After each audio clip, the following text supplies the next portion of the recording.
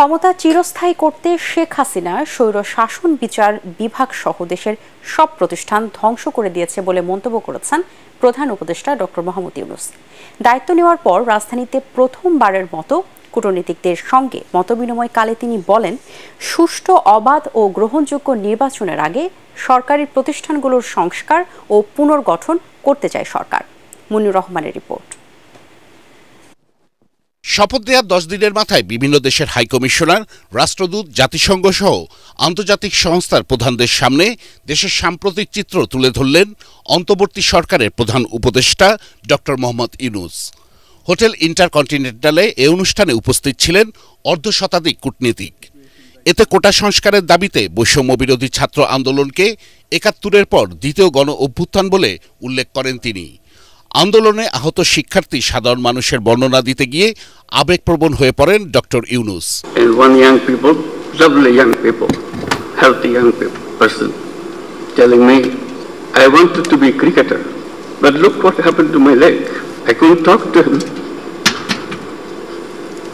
আইন শৃঙ্খলার উন্নয়ন অন্তর্বর্তী সরকারের প্রধান দায়িত্ব বলে জানান প্রধান উপদেষ্টা। Sheikh Hasina dictatorship destroyed every institution of the country. Judiciary is broken. Democratic rights suppressed through a brutal decade-and-a-half-long crackdowns in every way. Elections were rigged blatantly. Generations of young people grew up without exercising their voting rights. They never had an opportunity to go to a polling booth. Banks were robbed with full political patronization. এ সময় নির্বাচন commission, বিচার বিভাগ, জনপ্রশাসন সহ গণমাধ্যম পুনর্গঠনের কথা জানান doctor Yunus.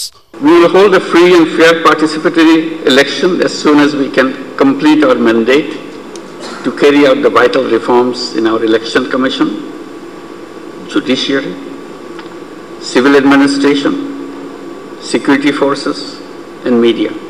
We have also made it a priority to ensure justice and accountability for all the killings and the violence committed during the recent mass uprising.